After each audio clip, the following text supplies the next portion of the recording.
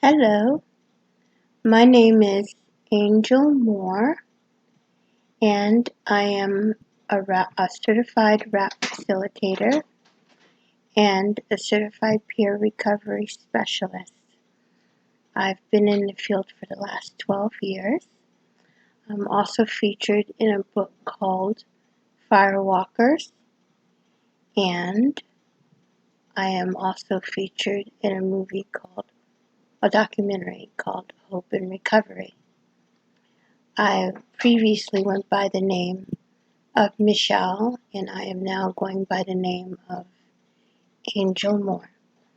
And I am the CEO of Angel Whispers Relationship Counseling.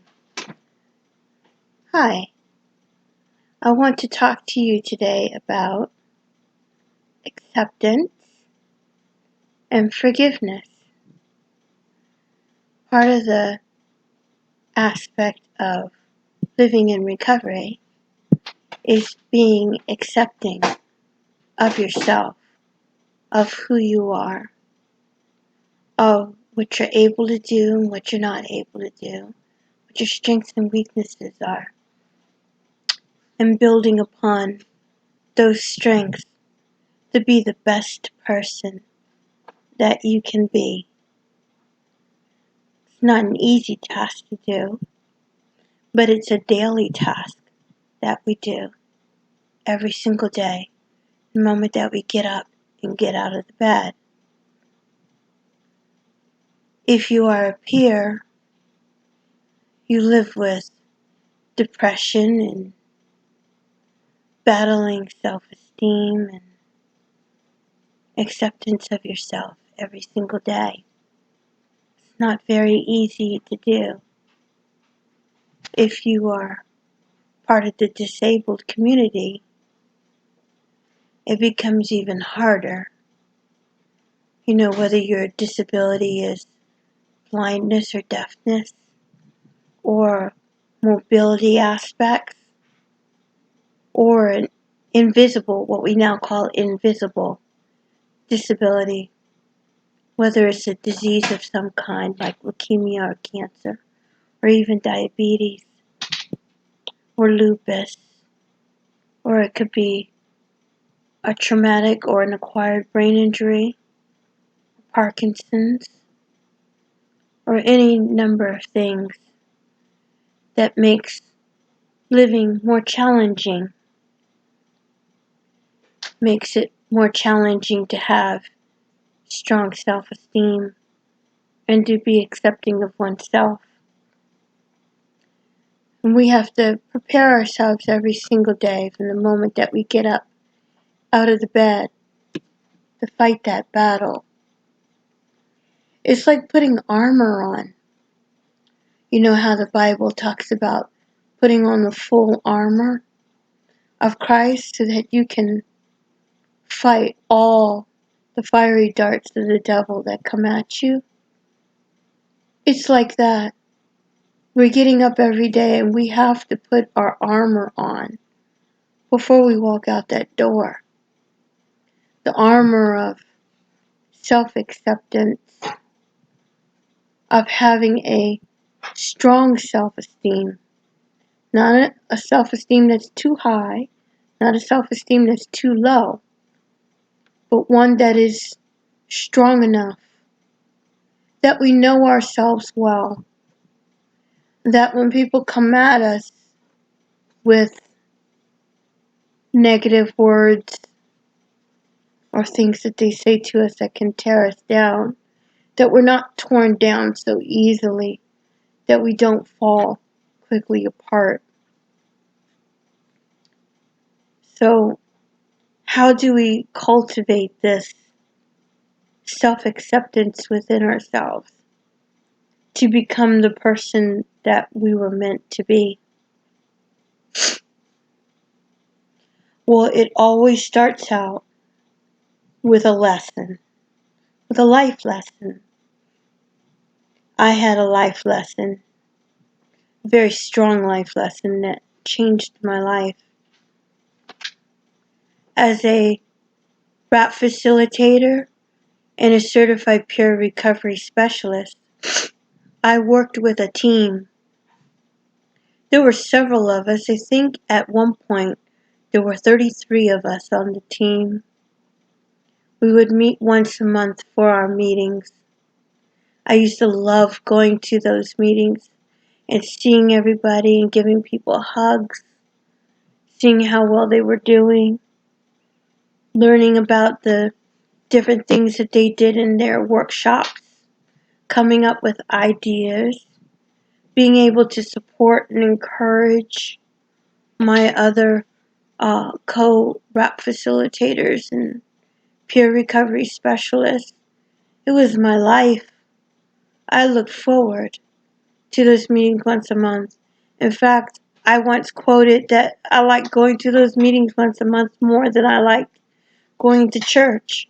I now know that was foolish to say, but that's how I felt at the time.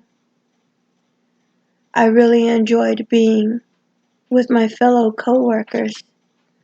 And I built my self-esteem and my self-acceptance up on how I appeared in that team, in that group, with those people, how I appeared as a RAP facilitator and a peer recovery specialist. In fact, my whole self-esteem, my whole self-acceptance was wrapped up within that. That without that, I was a nobody. I was nothing. I belonged nowhere. That's how I thought inside my head about myself. So I lived RAP. I breathed RAP. That's all I did day and night. I made my number available to peers to call me anytime throughout the day, no matter what. And I took on their problems, their pains, their sorrows as if it was mine. I advocated sometimes in the middle of the night. Sometimes I talked people down from wanting to attempt suicide. I built myself up on being a RAP facilitator and a peer recovery specialist. It was my life, and I looked forward to it. Whenever we would start our meetings, we would introduce ourselves, and a lot of times we would list the things that we have done. So it would go like this: Hi, my name is, and I am a RAP facilitator and a peer recovery specialist. And I am featured in a book called Firewalkers, and I'm featured in a documentary called Hope and Recovery, and I'm an inspirational singer and speaker, and I've been doing this for the last 12 years. And everybody around would applaud you, yay, great job, what you did, and move on to the next person. And it really built me up. I was like, yeah, I'm somebody. I got a career. I got a job. I'm making income. And I've gotten there. I am somebody. And well, when you are in a place like that, whether it's church or, in a group like I belong to, or an office job, or working at a pizza place, it doesn't matter. There's always going to be people competing with you, and always people that are going to challenge you, always people that are going to be jealous of you, always people that are going to not like you. For no reason, maybe. Or maybe they have their reasons. They're not going to like you. Not everybody's going to like you. But I didn't have the foresight, to see that, you know. And there were people that didn't necessarily like me. I thought everybody liked me. I liked everybody. I loved everybody. But I thought everybody liked me. That was very naive to think, but that's how I thought. But there were people that didn't like me, and our team was up for becoming, one of the best teams in the nation as far as being RAP facilitators and peer recovery specialists. And we wanted to look our best. And we were we're a nonprofit, so we were trying to, obtain grants to keep doing the workshops we were doing and the work that we were doing and bringing peers to recovery. And it was very difficult getting those grants. There were a lot of budget cuts that were happening during the Obama administration with the Dems and the Republicans fighting each other and competing with each other for the office. And a lot of budget cuts were made, and we were feeling the effects. A lot of the workshops were getting cut out, and people were competing for job positions. There weren't enough job positions for all the people that we had on our team. And there were cuts that needed to be made, and while nobody wanted to lose their job or lose their position, we really needed those grants. And so the leader of our team, she had an idea. One of our biggest grant supporters was getting ready to drop us and let us go. And she was trying to emphasize to them how important their grant is. So she had an idea where we had put together a workshop that we were going to do at one of their clubhouses. And she wanted to have it where the facilitators that did that workshop didn't show up to do the workshop. So here you would have all these people that would come for this workshop and no facilitators show up. And she wanted to use that as a real example of how their budget cuts were so affecting us that the facilitators weren't willing to do the workshop because they weren't going to get paid for doing that workshop, and that if they would support us with the grant, you see the demand. People want the RAP workshops, but the facilitators need to be paid or they're going to end up boycotting, i.e. facilitators not showing up to do the workshop. So please provide us the grant. Sounds like a good idea on paper, yes, but a wrong does not make a right. She had to choose two facilitators to be the scapegoat, if you will, in this scheme. And myself and another co-facilitator were chosen only because this high grant organization was constantly requesting me and my other co-facilitator to come back and do workshops at their clubhouse over and over again. In fact, we had done 4 consecutive workshops at their clubhouse because they enjoyed us so much. And this last workshop that we were supposed to do, we had 18 participants not only sign up but show up for the first day of that workshop. Notebooks and pencils ready. They were ready to learn about RAP and to apply it in their life and to continue walking in recovery as peers and people recovering from various addictions. And so that was exciting. Me and my co-facilitator, we were so excited on the first day of that workshop. And that high grant organization, they were excited, and they had, our notebooks and our paperwork all ready and prepared, and the staff was excited. They had never seen so many people, sign up and then show up for doing a RAP workshop. And let me tell you, my self-esteem was like going through the roof. I mean, I was on cloud nine by the time I got to doing that 5th consecutive workshop at that particular clubhouse. I mean, I was excited. Um, but we hadn't gone and picked up all of our uh, equipment and all that we needed. We went ahead and started the first day, which was introductions and going over the 5 key concepts. But then we went to the main office to pick up our equipment, and that's when the rubber met the road.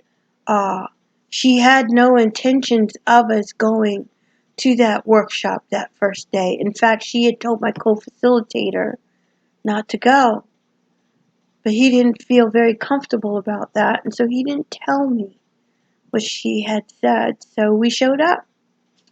So when we went to go pick up our equipment after that first workshop, she let us have it, and she was upset with us that we weren't supposed to go, we weren't supposed to show up. But to me, it was confusing because that clubhouse was ready and prepared for us. They were expecting us. So how were we not supposed to go when we were expected? Well, I didn't know what her ultimate scheme was in an attempt to get them to give us our grant. And in showing up on that first day, I kind of messed things up for her, unbeknown to me. So then she made it very clear over the phone to my co-facilitator with me in the room that we were not to show up for the next workshop. And I asked, well, did they know that we weren't going to show up? Did they know we weren't going to come? That she had killed the workshop? And at the time, I was led to believe, yes, that was the case.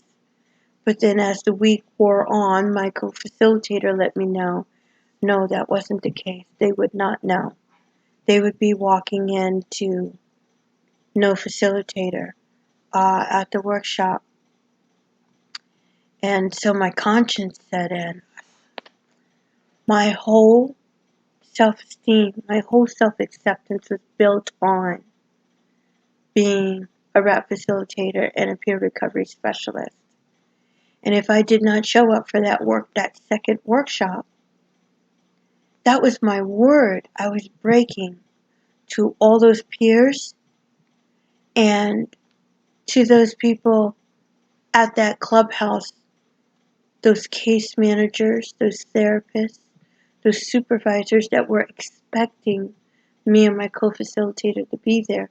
And here they were going to walk in that morning and find that we were not there. Something that was outside of my character. I am a very conscientious and timely person. Uh, and so in my mind, I was thinking, I can't let that happen. But at the same time, my boss told me, she told us specifically, don't go. You're not going to get paid for doing this workshop. Do not show up, do not go. Here I felt like I was in a rock and a hard place. Do I obey or disobey my supervisor? Do I let down my peers or do I keep my word? Which is more important? I wasn't sure which way to balance it. Well, I built my self-acceptance and my self-esteem get the better of me.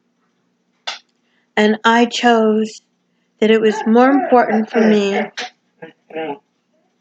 to do exactly what my supervisor was commanding me to do, which was not to show up for that workshop. That was more important than me keeping my word.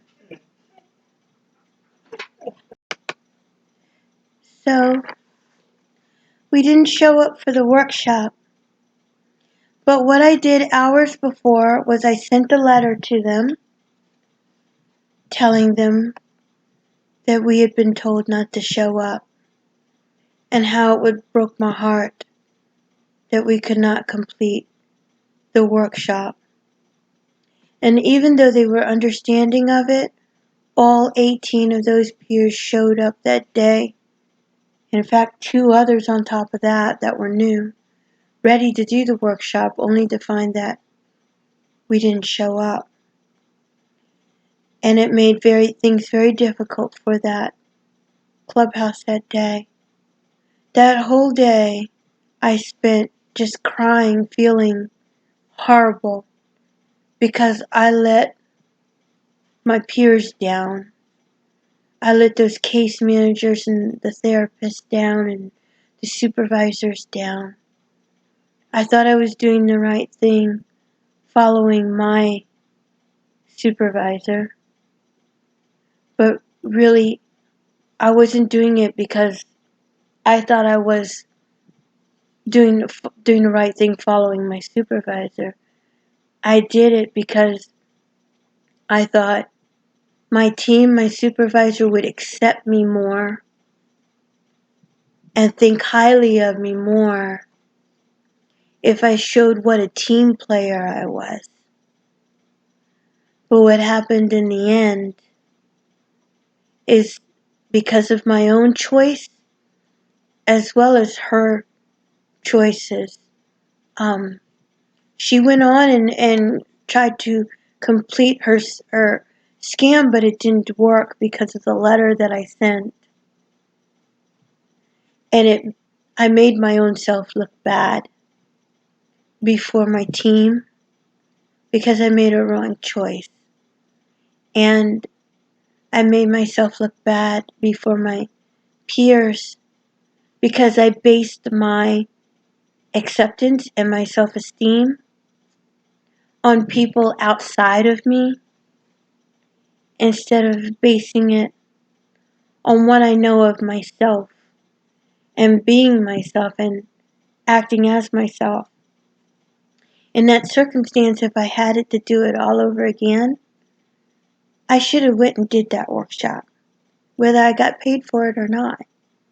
In fact, I should have completed the whole workshop, whether I got paid for it or not, because I made a commitment. I gave my word, and I didn't complete it.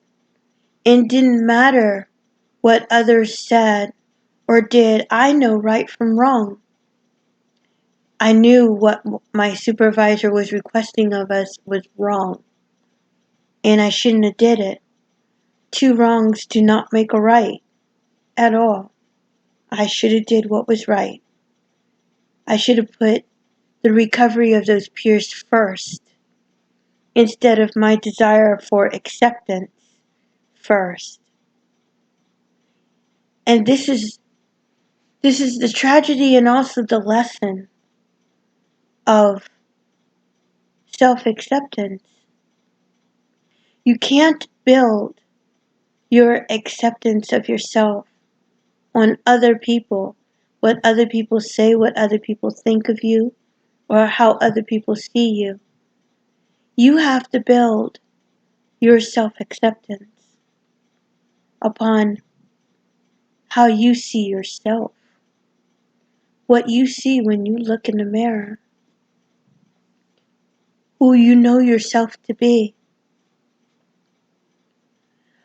I gave myself the name Angel because it defines my character. No, I'm not pure or sinless, not in any kind of way. I don't believe myself to be an astral being in any kind of way. That is not what I'm getting at. I gave myself the name Angel because my heart, what I know of myself, my heart is very childlike and innocent in that regard, in that I look at the world and I see things through the eyes of a child not childishly, but in childlikeness, as Christ would have us be within our relationship with Him. I trust and I believe and I have a positive outlook on life in that childlike regard. And I gave myself the name Angel because that is my character, my personality. That is what I want to constantly remind myself to look through those lenses when I look out at myself and when I look out at others with the eyes of an angel and nothing more and nothing less. When you learn to have self-acceptance of yourself, you must determine who it is that you are. Yes, this is a choice that you are making. It's a good choice that you are making. Who do you want to be? You determine that, and it lays out your destiny. Everyone has a strong and positive destiny and future in store for them. A destiny of prospering and doing well and living well in peace and contentment. But it all starts with a choice, and it is not based on other people. It's not based on what they think of you, how they see you, or their jealousy or their contempt towards you.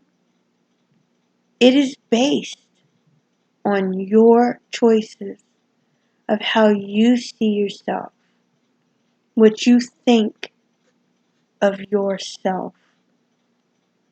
I learned a lot from that very hard and difficult lesson. It affected me emotionally and mentally, as well as physically. I went into a very deep depression for a very, very long time. It was very hard to get out of that depression, but I got out. I got out of that depression because I learned to make a choice, to choose who I want to be, and to base that choice upon myself. And every single day when I get up out of that bed, I make that choice to be Angel. I am choosing today to be Angel. Everything I say, everything I do, everything I think, everything I feel is based on being Angel today. Angel is a RAP facilitator, a certified peer recovery specialist, a hospice volunteer, a life coach, an inspirational singer, an inspirational speaker, and I like myself. I love myself. I am a good person, and I like helping people. I am disabled physically, but I am capable mentally and emotionally. I can do all things, and Christ Jesus is my strength. Thank you for joining me today. I hope you got a lot out of this. You can recover and live in recovery today. Blessings and peace.